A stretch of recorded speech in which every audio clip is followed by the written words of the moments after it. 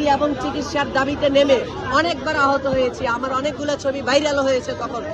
আজকে তখন যদি জানতাম যে এই দুধ দিয়ে কালসাপ পালা হবে, তাহলে জীবনে হয়তো বিএনপির জন্য রাস্তায় নামতাম না। আমরা আসলে মানে দুধ দিয়ে কালসাপ পেলেছি, যেটা মনে হচ্ছে যে আমি নিজে মার খেয়েছি বিএনপির জন্য। 28 অক্টোবর আমি নিজে মার খেয়েছি, তার আগে সচিবালয়ের সামনে নানা জায়গায় মার খেয়েছি। কিন্তু এইরকম ভাবে বিএনপি যে আওয়ামী লীগ হয়ে উঠবে, এইটা আমাদের স্বপ্নেও ছিল না।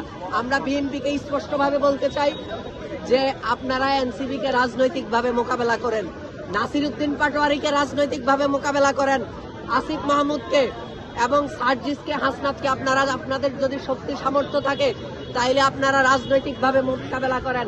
যারা এই দেশে রাজনীতি নির্মাণ করে, যারা ন্যারেটিভ শক্তিশালীভাবে প্রতিষ্ঠা করে, তাদেরকে আপনারা দলে টানতে পারছেন না। আপনারা ওই যে রাশেদ খানের মতো কিছু হাফসি গোলামকে কম দামে কিনে নিয়ে আপনারা উপদেষ্টা বানিয়ে আপনারা আপনাদের রাজনীতি নির্মাণ করবেন। এই রাজনীতি আপনারা এই দেশে করতে পারবেন না।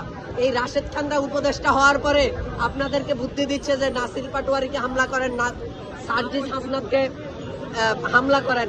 এইভাবে আসলে ভাই রাজনীতি হয় না, এটা আওয়ামী লীগ না। আপনাদের সেই শক্তি সামর্থ্য নাই আওয়ামী লীগ হয়ে ওঠার। আওয়ামী লীগ এখানে আওয়ামী লীগ হয়ে উঠেছে 15 বছর লেগেছে। আপনারা 15 মাসের আগেই আওয়ামী লীগ হয়ে ওঠার চেষ্টা করছেন। তারেক রহমানকে বলতে চাই যে আপনার জন্য, আপনার মায়ের জন্য বহুবার আন্দোলন করে রাস্তায় নেমে আমি নিজেও মার খেয়েছি।